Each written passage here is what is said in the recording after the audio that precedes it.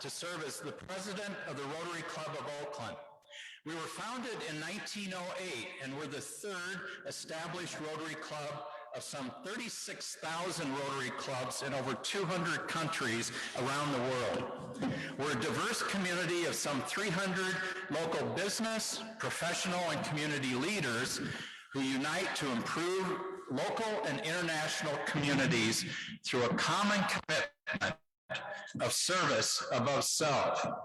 For over 113 years, we've welcomed Rotarians and guests to our club meetings. And I welcome you to this, our 5,357th meeting. For a year and a half, Sess and I have been giving essentially the same instructions on Zoom, and I'm going to cut that because we have a very packed meeting and I need to say something to each of you before we do that. So if you know how to use Zoom, use chat and all that. I usually say, and I will say, that we live in uncertain times of a pandemic.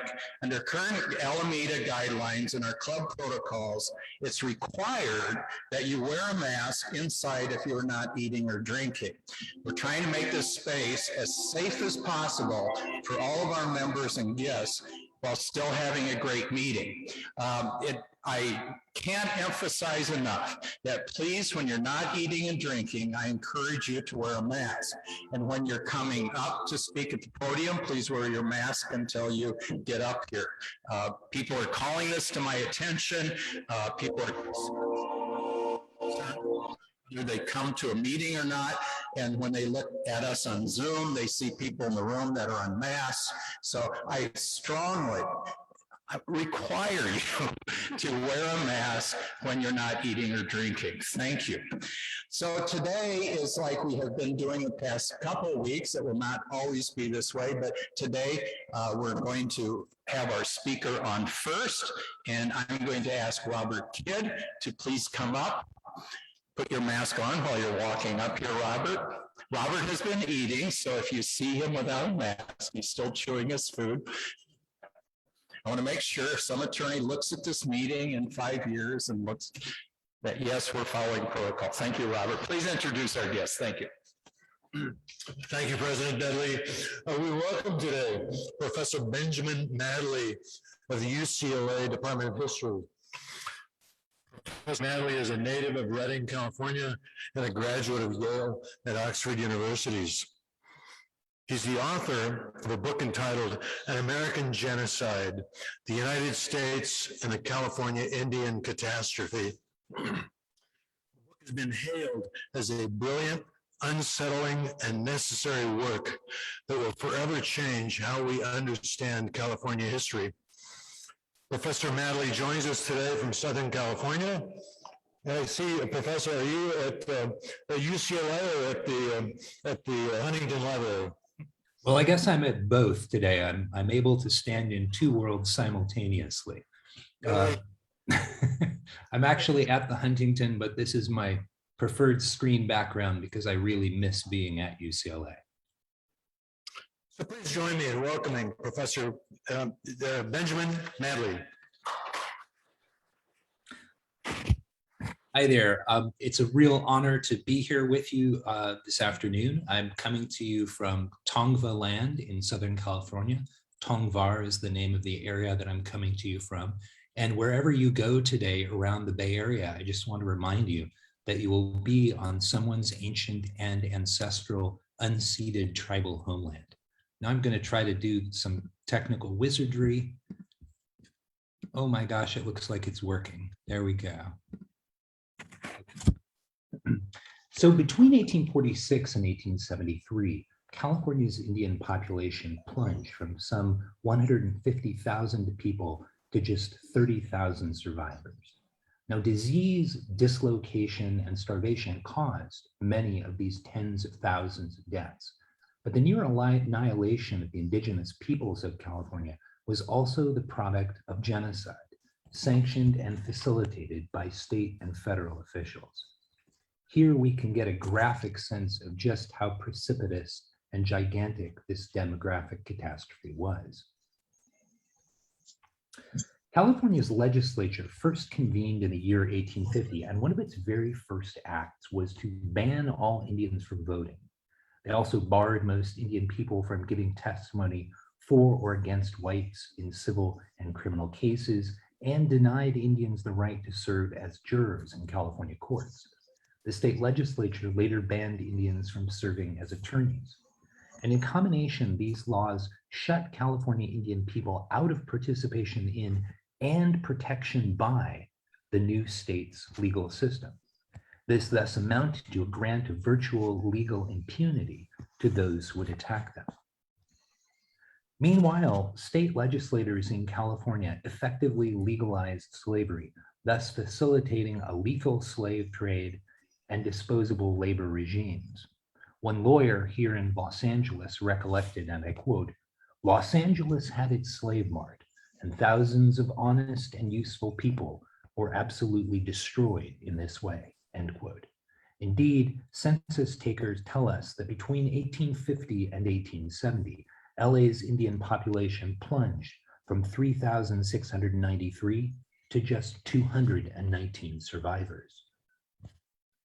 The United States Senate also made California's Indian peoples particularly vulnerable.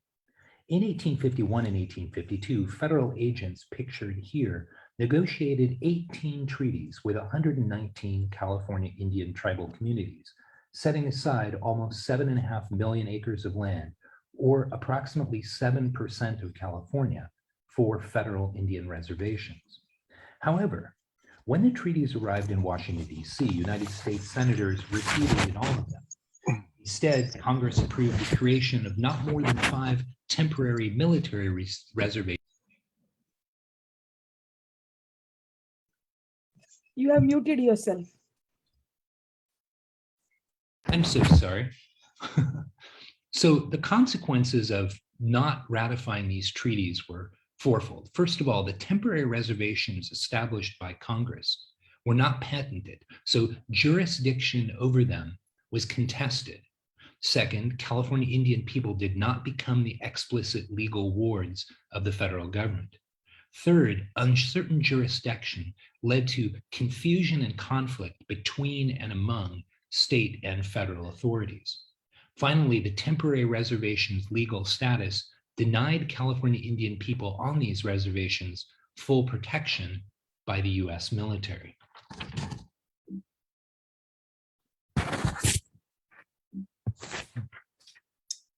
Sorry, my slides seem to have frozen on me.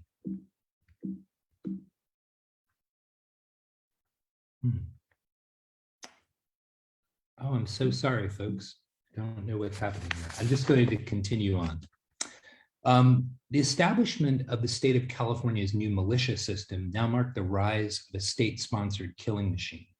California governors called out or authorized 24 separate California militia expeditions, which killed a minimum of 1,340 or more California Indian people. To support these 24 campaigns, state legislators authorized raising money to the tune of $1.51 million to fund them. That's a tremendous amount of money in the 1850s.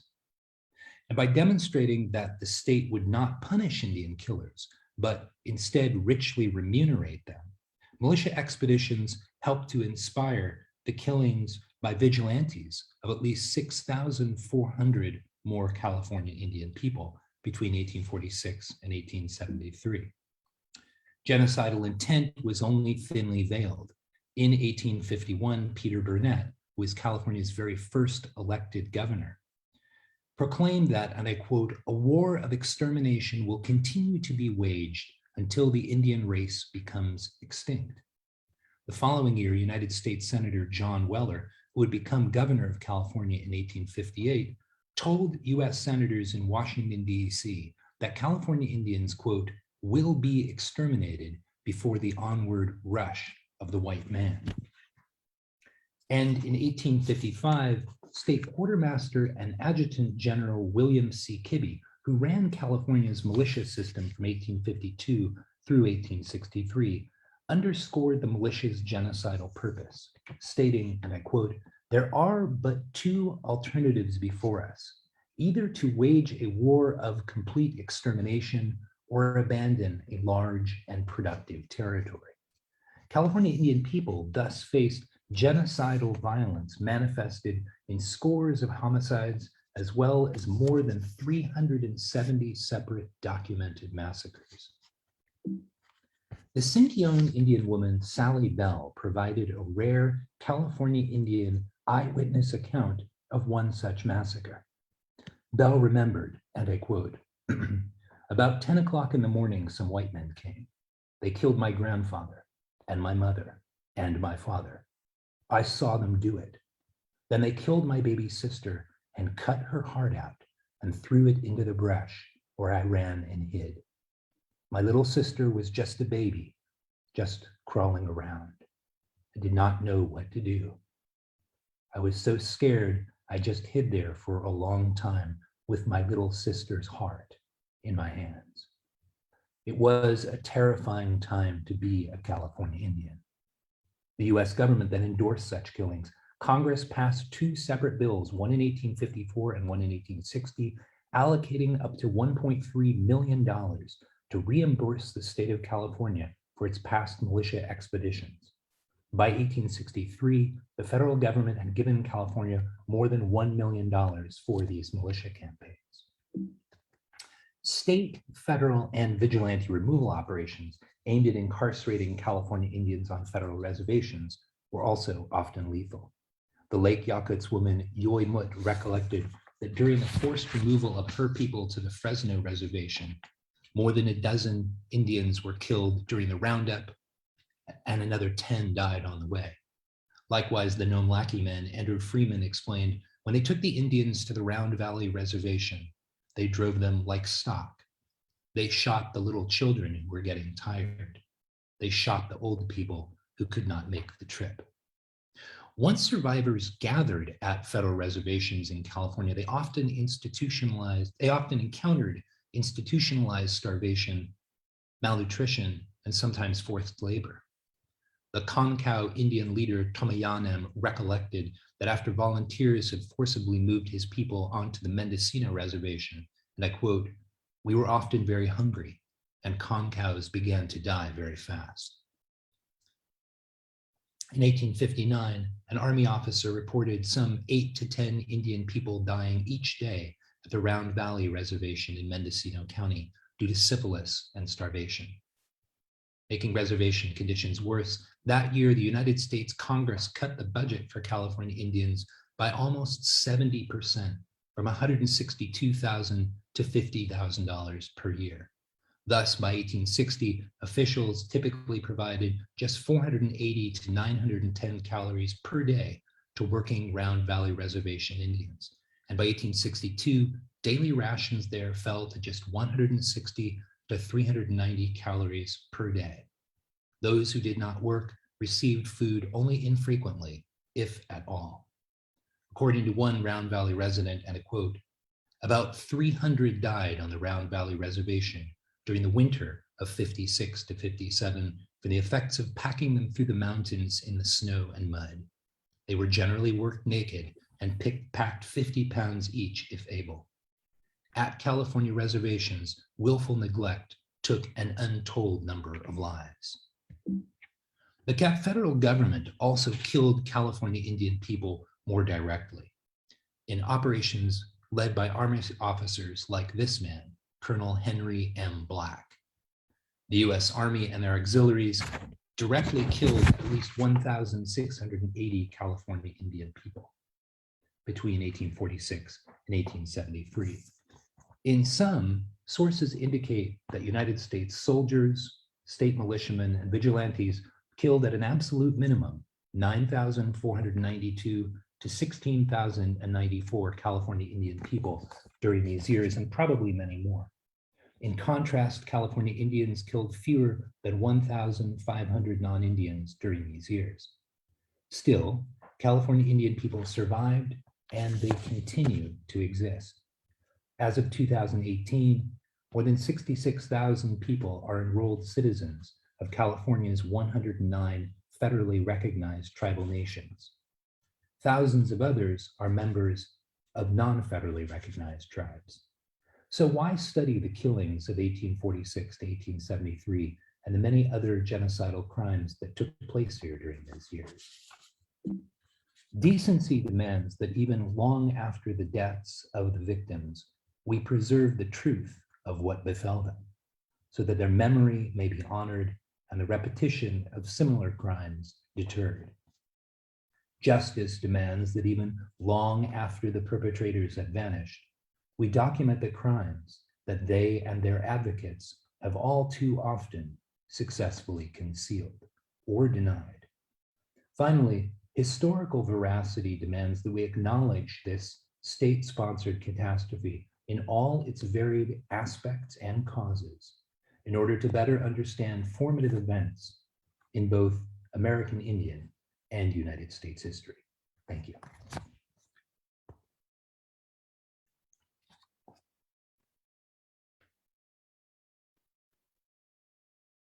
I'd be happy to take some questions if time allows.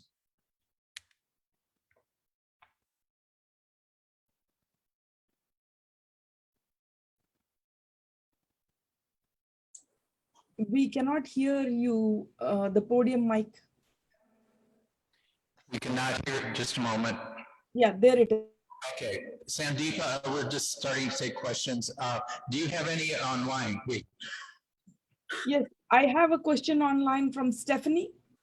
Did the massacres take place on the reservations or on the tribal lands or both?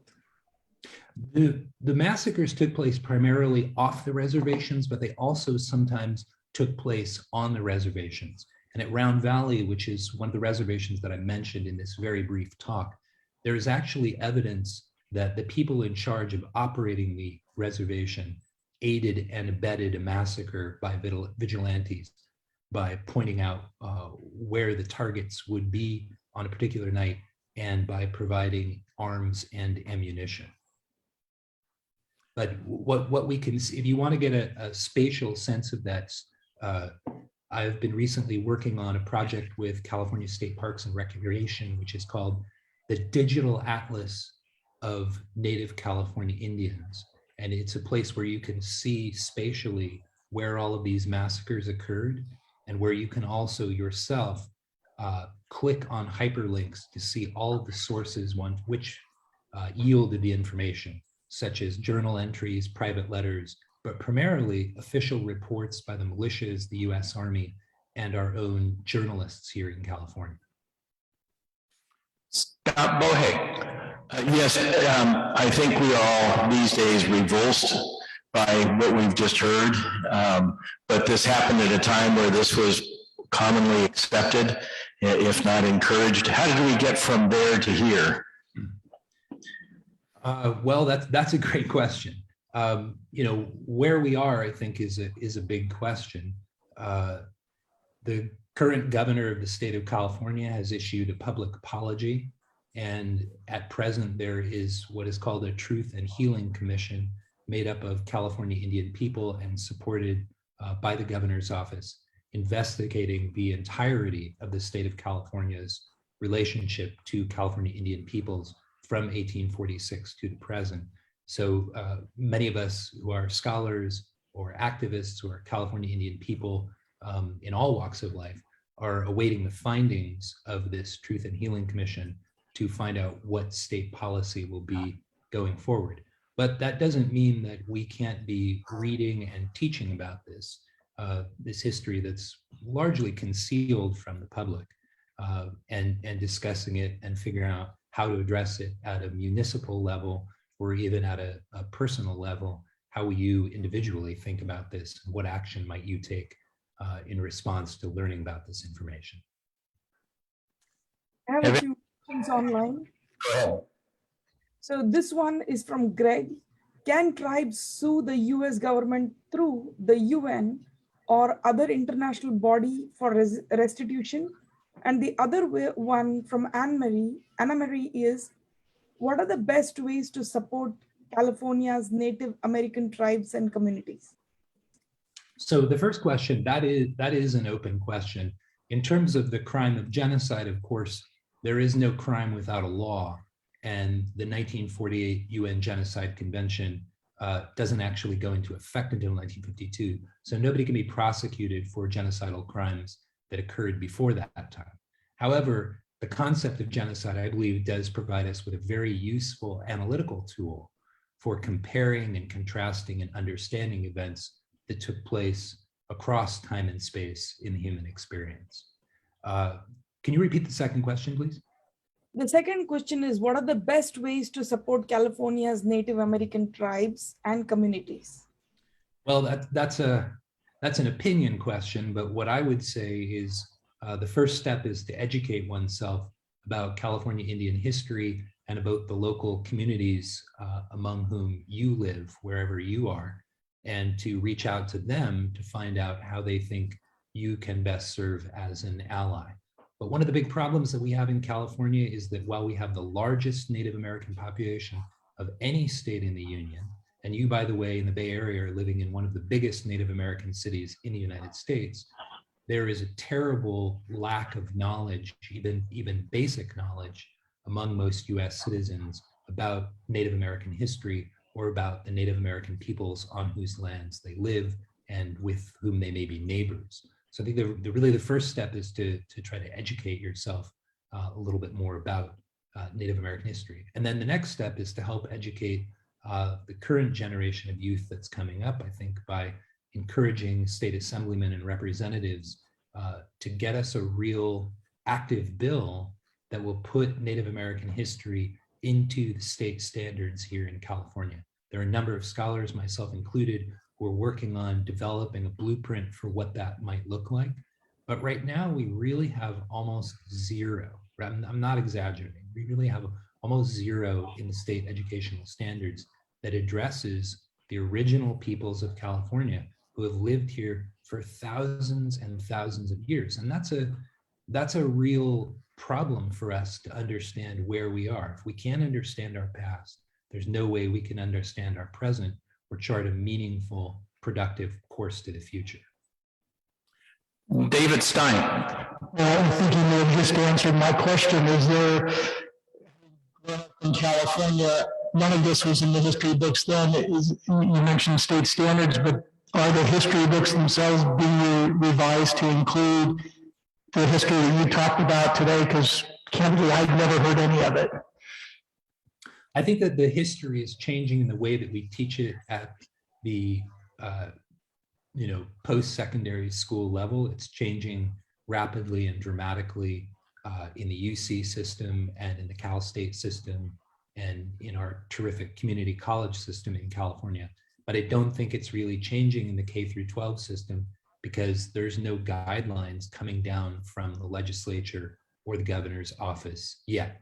It's very hard to be a teacher. It's a very, very busy job. You don't really have time usually to develop curricular modules, let alone write a new textbook. In your off time, you're usually grading, preparing for tomorrow's teaching assignments, or you're developing something for maybe you're switching grades. So it's really important, I think, for the legislature to be involved. Of course, we're in a democracy, so it's up to us as citizens. So we think about the big changes in the state educational standards. Those have all come from constituencies of Californians. For example, when George Duke Majan was governor of the state of California, he made it a priority to modify the state educational standards to get the teaching of the Armenian genocide history into required state standards. And similar processes have foregrounded African American history or Chicano history or Asian American histories into our state standards. So it's really up to us as voters to help shape what our children learn and to struggle against other forces that would like to not spend the money to modify textbooks, because it's of course more profitable just to keep the textbook the way it is and not to spend money on updating it. Seth Putner. My question is, have you spoken with the superintendent of schools, Tony Dunman, to suggest that we make these changes? Yeah. This is what a group of us UC professors from 7 different campuses are working on, is sort of a blueprint so that there can be something concrete to propose how these state standards could be modified to include some information about California Indian people, not just in 1 grade, but in all 13 grades starting in kindergarten. But the question is he receptive to it? Or have you already gone to him with it or not? And do you need some help with making sure that he gets the message? Wait, who is he? I couldn't hear.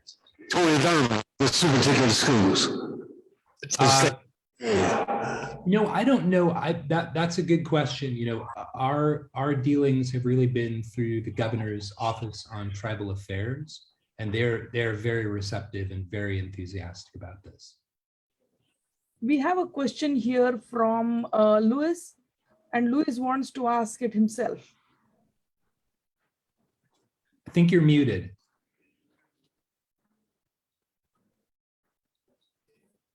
We can't hear you. We have a problem with you, Louis. You're not muted and we can't hear you. So, solve that. I'm going to go to Bob Barth here. Yeah, thank you. I worked with tribes in California for over 30 years. And as the professor said, there are currently over 100 federally recognized tribes in the state of California. Most of them are very small places. They are on rancherias, mostly in the north, small reservations in the south.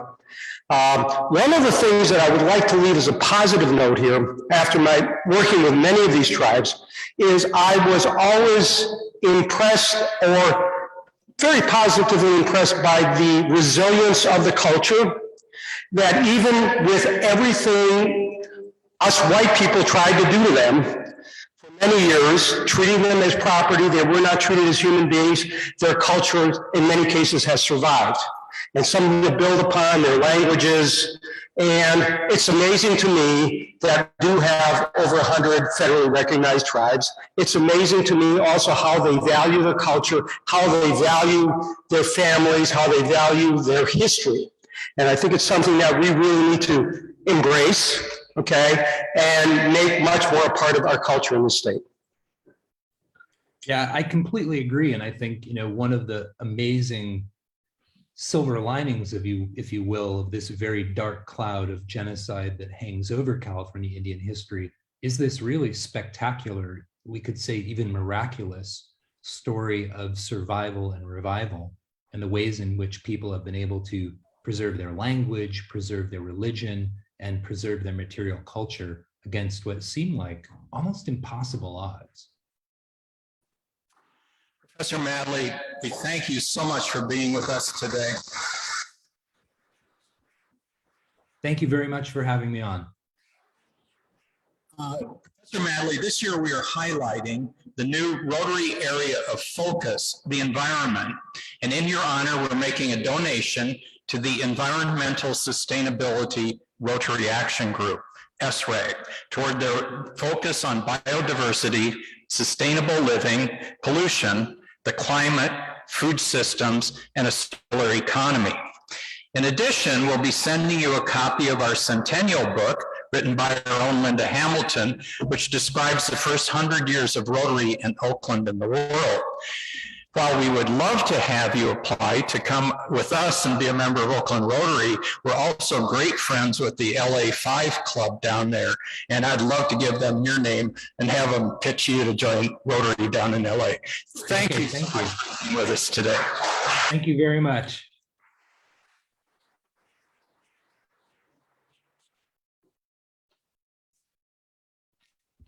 Kimberly Cohn. Hello, President Dudley. Hi there. Would you please give us our thought for the day? Thanks, President Dudley. Well, today we honor an inspirational American musical legend who came to be known as the Genius. Born on this day in Albany, Georgia, September 23rd, 1930, Ray Charles once said, "What is a soul? It's like electricity. We don't really know what it is, but it's a force that can light up a room." Brother Ray, happy birthday. Thank you. As long as we're recognizing Ray Charles today, I think Derek Johnson may have a birthday too. And Derek, I've told you, Derek, I told you I have a very tight schedule today. I don't have time for everybody to sing happy birthday, but I'll go happy birthday to you, happy birthday to you, happy birthday, dear Derek. Happy birthday to you. Okay, would you please join me with the Rotary vision statement? Jack, can you put that up for me? Together, we see a world where people unite to take action to create lasting change across the globe, in our communities, and in ourselves. Thank you. A couple things before we have visiting Rotarians and guests. I'll get to that in a moment. I'd like to take a moment. Our past president, Lloyd McDonald, died this week. I believe that Lloyd currently, or as of this week, was the longest serving member of this club. He had been a member since 1960, 51 years, and still a member. He occasionally came to our club, I would say about once a month when we were meeting before the pandemic, sat about where Seth is sitting back there. Lloyd was born in Berkeley, grew up in Berkeley, went to Berkeley High, joined the Navy and went to College of the Pacific, transferred to Cal, went to law school at Hastings, worked at the Port Attorney's Office, and then he was actually assistant port director for a while. I'm sure all of you remember this, when there was a helicopter program between all of the airports and downtown Oakland. Actually, there used to be helicopters that would land up on top of the garage next to the courthouse. Remember that? Now we may have little drones that take us around. But Lloyd's parents owned the Intercity Express, which is the legal newspaper in Oakland, and Lloyd took that over, and that was the rest of his career with us. He joined us in 1960. He was president in 1980 to 81, and I'd like to take a moment of silence in honor of Lloyd.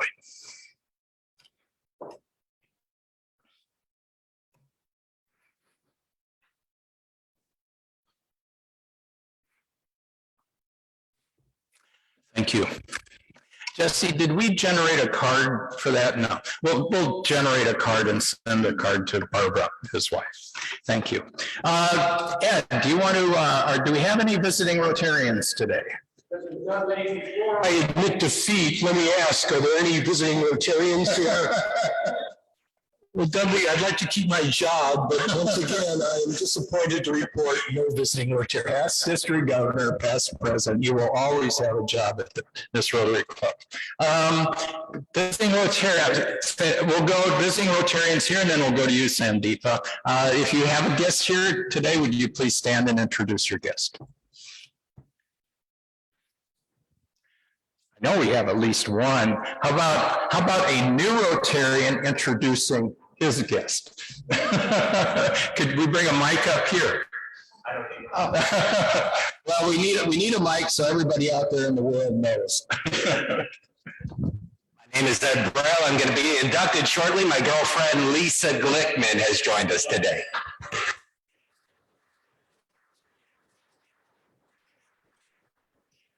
John Callum, you're almost a visitor today, but you are a member. It's good to see you here today. Allison Bliss. Hi, thank you, Dudley. My guest today just found Rotary because she'd been hearing about it. So she invited herself, and she's now my guest. Her name is Mary Ray Brophy. And what do you do, Mary? Immigration attorney. Great. Thank you, Mary. Please stand up.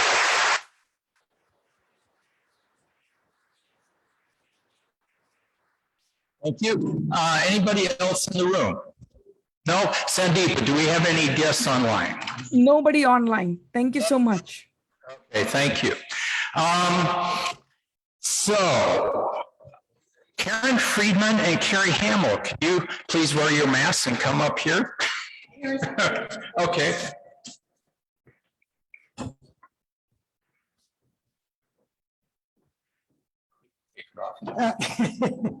I'm representing Carrie. So, you know, as we all know, a year and a half ago, our lives just came to a halt, and our beloved program at Laney College, the food giveaway, also came to a halt. But we're back, or we're going to be back.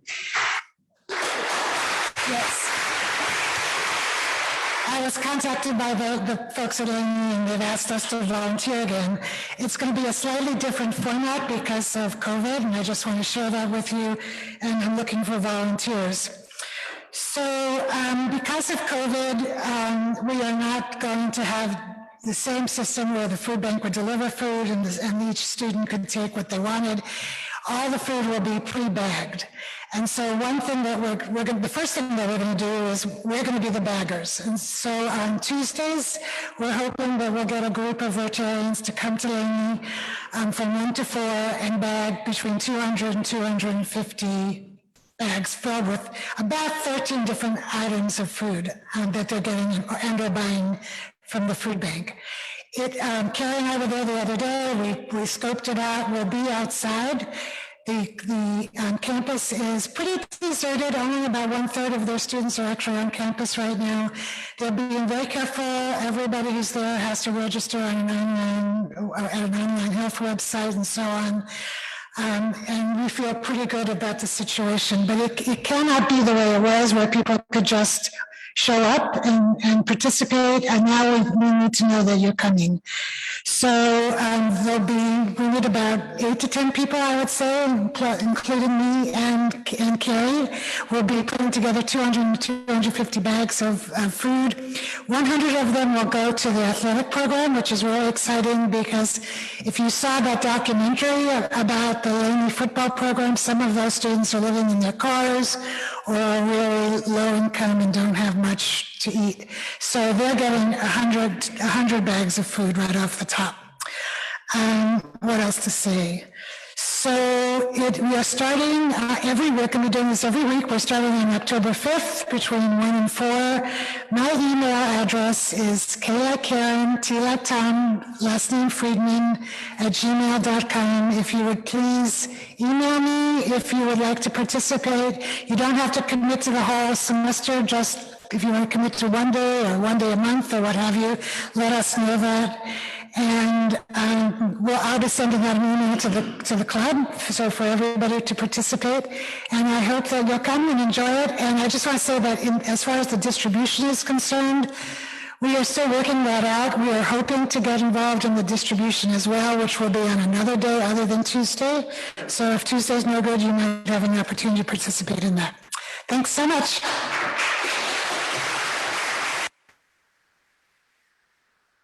Thank you, Karen. Yeah, as you recall, this was one of really our great service programs involvement before the pandemic hit, and it's good that we can get back. We just learned about it.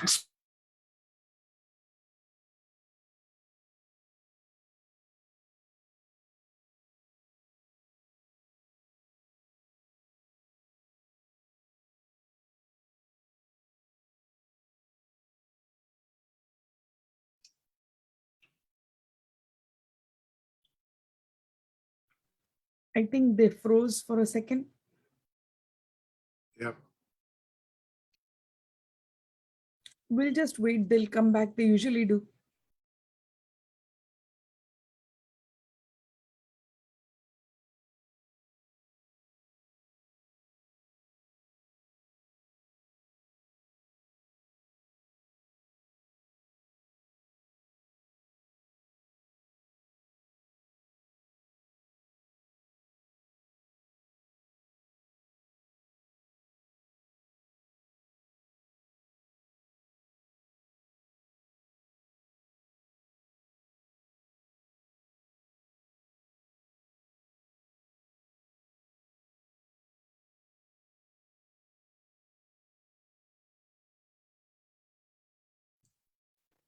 It's particularly long today. Yes, indeed I can, Dudley. First, since our beautiful Armenian community got a shout out earlier, also resilient survivors of genocide, I'd like to recognize that our newest member here at Vail joins us by way of our beautiful Armenian community member here, Kim Bardakian. Many of you may know him from Cape War Center. And he joins us from Glendale, where the Kiwanis Club is the cool one, not the Rotary like here. And he's the new director of the Chapel of Chimes. Please give it up for Ed Vail.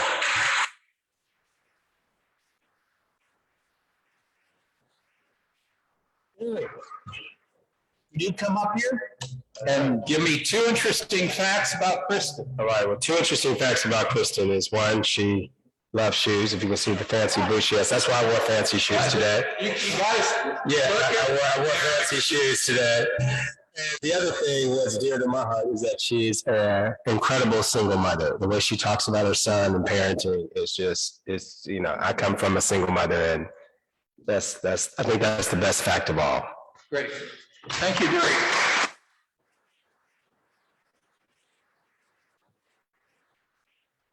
Ed and Kristen. Kristen also, Zeddy Gutierrez came to our club as an employee of ABI Foundry, and she moved to another job. She's still a member of the club, but Kristen has Zeddy's former job, so we welcome you to that.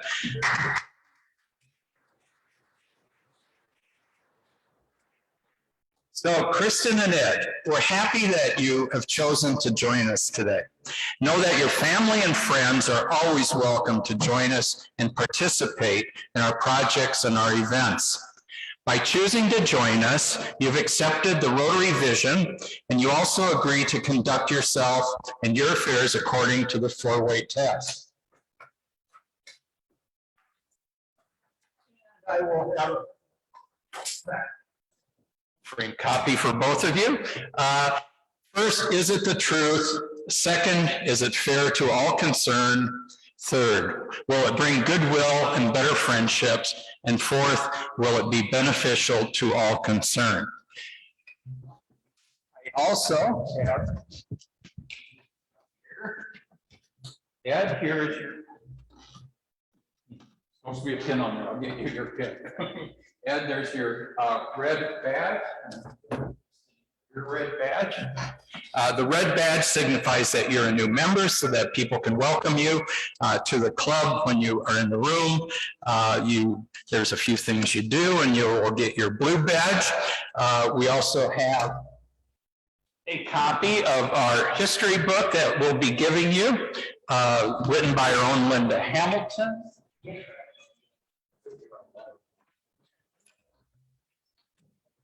And a blue folder with actually does have a cover there. I guess everything goes in there. I've lost it all. Someday I'll get this down. Okay. This is Rotary Made Easy. It's how to get around the Rotary Club in an easy way. And that'll be, I have a bag here for both of you. We also have a copy of a roster of your 300 newest and best friends. And everybody who's here today, if you haven't got a roster, we just received them last week. So please pick one up on the way out. So we'll have that.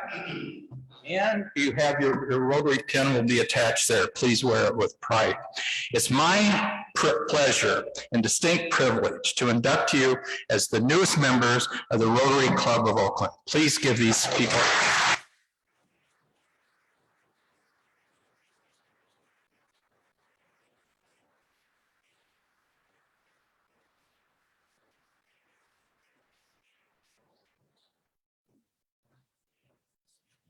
At the end of the, at the end of the meeting, I'll ask you all to leave a little bit early and stand out by the door so that people can welcome you on the way out. Okay. Teresa Wayan, are you? I'm assuming you're online, or are you here? I am broadcasting live from beautiful downtown Alameda. Oh, there's what, Teresa. Welcome. Are you going to tell us a little, Teresa, before you start, I don't think I've had the chance to ask you, why did you join Rotary and why are you still here? The answer is simple. I joined Rotary because I had heard wonderful things about all the things that the club had done. and I'm still here because actually daily I become a better person by being a Rotarian, and that's why I stay. Great. So would you? Yeah, I'd like to. Go ahead. Like to talk to you today about the Hope Committee. Welcome to the new members, Ed and Kristen. So the Hope Committee was started in 1993 by then President Jack McAvoy. HOPE stands for Helping Oakland Pupils Excel.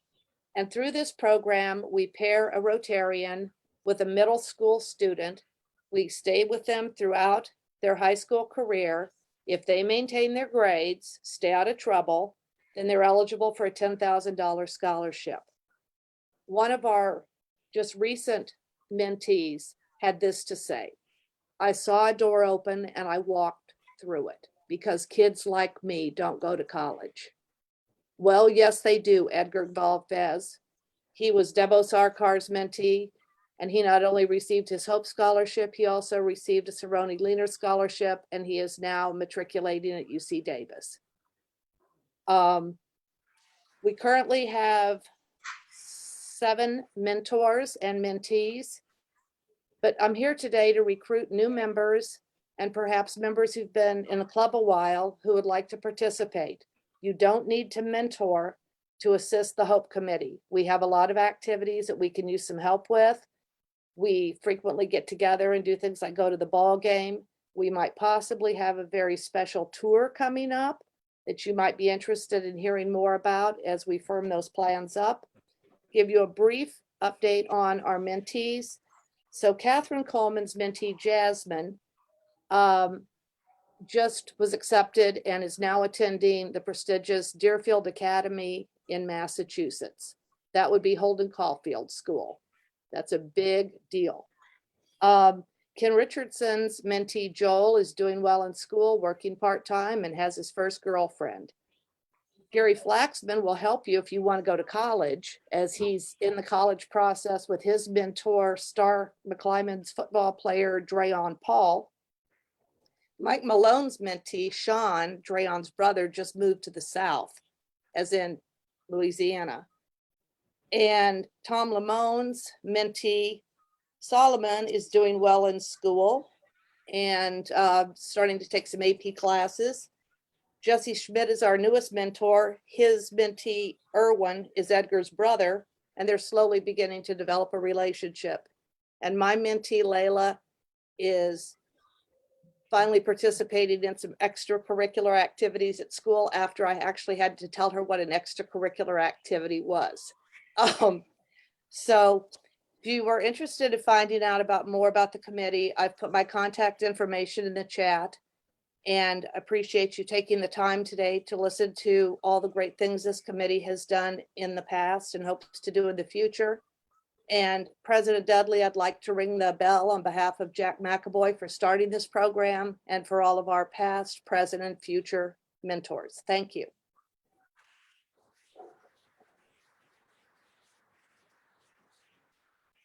Thank you very much, Teresa. For those of you that are new to the club, ringing the bell is a generous $100 donation to the Oakland Rotary Endowment. Past district governor, past president, past bankruptcy judge. Please join us. Would you tell us about the upcoming event with the district? Thank you, President Dudley, fellow Rotarians. Two of the things that make our Rotary District 5170 a world leader regarding local and international Rotary projects are: one, the excellent training opportunities our district offers, and two, the extensive sharing of ideas and collaborations among the clubs within the district. These are the reasons that the district is holding its annual Avenues of Service event again this year. The event will be held Thursday evening, September 30th at 5:00 p.m. via Zoom, and Saturday, October 2nd, starting at 9:30 a.m. in person at the Alameda County Fairgrounds in Pleasanton, and, if you prefer, via Zoom. Thursday evening, there will be a general session, at 5 o'clock and breakout sessions at 6:15 and 7:15, including a special breakout session for brand new Rotarians and sessions on the avenues of service, international, community, etc. Saturday, there will be project booths, one headed by past President Peter Sherris for a project our club might be involved in to help farmers in Guatemala. The keynote speaker on Saturday will be Linda Coble, who was the first female anchor of a CBS affiliate in Honolulu, and also a past district governor of District 5000 in Hawaii. The Zoom sessions Thursday and Saturday are free. The Saturday session, which will be outdoors, will include lunch, and the cost is $50, but if you go, this club will reimburse you the $50. So as a practical matter, it's free. If you are interested, please contact President Dudley or Executive Administrator Jesse, or in a pinch, if you're willing to do so, call me and I'd be happy to help you. The exact times of when the speakers will be coming on and when each forum will be held are posted on the district website, www.Rotary District 5170, all one word, .org. Thank you.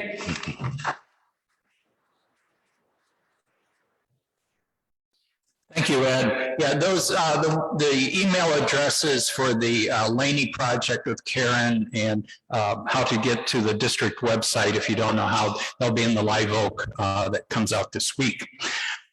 Eric, I don't know, but Ed's shoes they're not quite as bright, but I'm sitting here, those are pretty rival to yours. We may have a shoe contest here one of these days. Jesse Schmidt, are you out there? Jesse, would you please come up? Here, the Business Development Committee has an event coming up. Could you please tell us about it? I would love to, President Dudley. So my name is Jesse Schmidt. I'm the current chair of the Business Development Committee.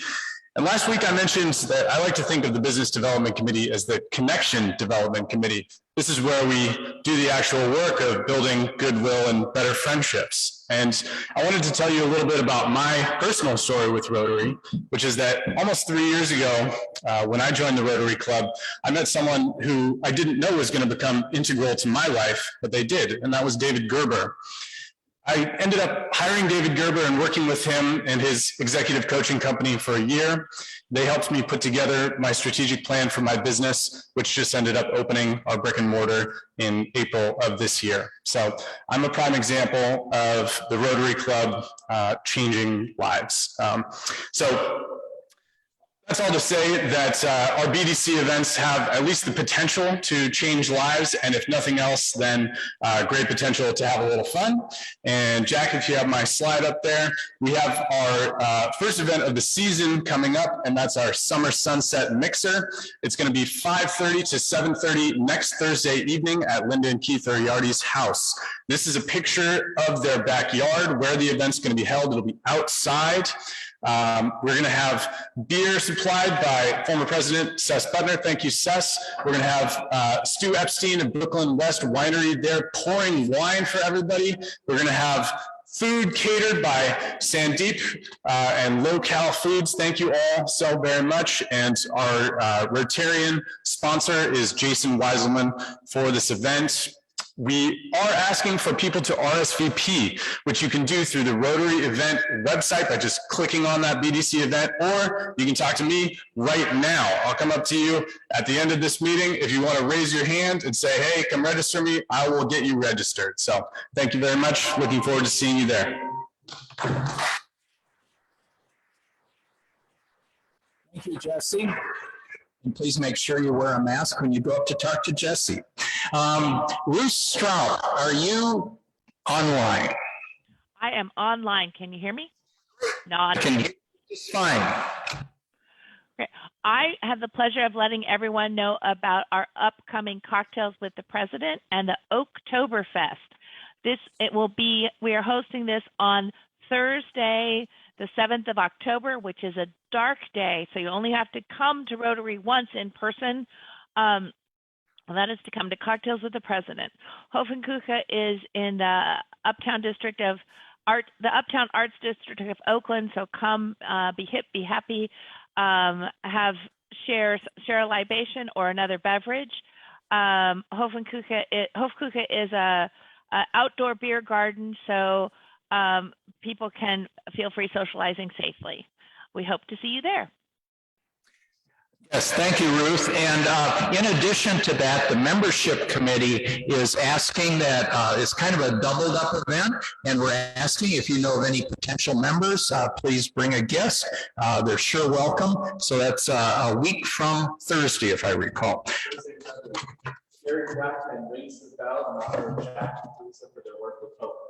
Great. Gary Flaxman rings the bell for Jack and Teresa for Hope. Thank you. Okay, we're starting to get to the end here, so we've got some wine to give away. David Kirsten won 2 of these. Allison Bliss won 1. Who was the other winner? I can't remember. Yeah, David Kirsten won 2. Okay, anyway, so we got 1 left. My way of doing it is to... Oh, it's mine. Oh, no. 509-748. Is that Michael Brock? Great. It's probably the bottle that you contribute to this. Okay, so Michael, you won the wine. Everybody make sure you grab a cookie. Okay, we have, so we've got a couple of social events to come up so you can get together. We've got a service event coming up next Wednesday, not Thursday, but Wednesday. Our meeting is Zoom. It's it's a first 5 collaborative meeting. It'll be a joint meeting with Chicago, San Francisco, our club, Seattle, and Los Angeles. The guests will include the Rotary President, Shakar Mehta. He will be one of the 3 guests. It's around membership, and we've really tried to design it so it's not just kind of your standard come bring I'm sure you'll be encouraged to bring the members, but it's just a really different way of looking at membership. But if you want to hear the Rotary International President, he will be with us that day. There's no meeting next Thursday. The following week is a Zoom meeting only. That's our first Thursday of October. Now, things will change in November and December. We're actually going to meet here the first Thursday because we have so many. Thanksgiving is dark and we have the holidays dark, but we'll keep you up on that. I'm sorry it's so confusing, this kind of pandemic stuff. Anyway, so we've got next, please, you have to register ahead of time because there's it's not the normal Zoom link for the meeting next week. So please go online and register for the meeting next week. It'll be Wednesday at noon. Okay. Sandeepa, were there any other bell ringers? We've got Gary. Are we good? No other bell ringers here. Okay. Kristen, Ed, Derek. I rang the bell, President Dudley. Joycey Mack. I've got Joycey there. You may have a request. Let's get a mic to you. If you're going to pay $100, you can say anything you want as long as it's less than a minute. I'll pay $500.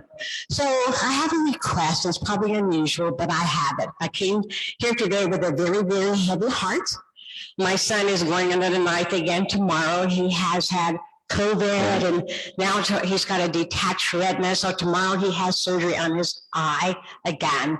And I just ask, it's probably not protocol, but I ask for your prayers. Thank you, Joycey. Yes. Thank you for ringing the bell. Okay, folks. Kristen, Ed, could you please go to the back of the room by the door so that we can welcome you? Dudley Cohn, thank you so much for your talk for the day. Karen, I'm so glad that we have this program up and going. This is really a fabulous thing that we've done for several years, and for our food insecurity program. And just take 15 seconds, as you'll remember, the speaker from Laney, who has the football program, was with us a year ago, and the way he described, I think the quarterback was living in his car and, you know, out in Antioch, the number of students that are at Laney that are food insecure. Teresa Wayans, so much for chairing the whole committee. And if anybody's interested in being a mentor, please do that. Jesse Schmidt, thanks for sharing with us about the business development. Ruth Strout for the entertainment committee. So guys, quit texting and go back and shake hands. You know, we used to charge $25 if you had your phone out. We encourage people now, as long as you're putting us on Facebook. Well, that's it. We encourage people to promote Rotary. So Jack, Sandeepa, you guys are great. We're getting better. I hope. Okay, let me just ask, was the sound, could you hear today? Okay, is it better? Hey, Jack.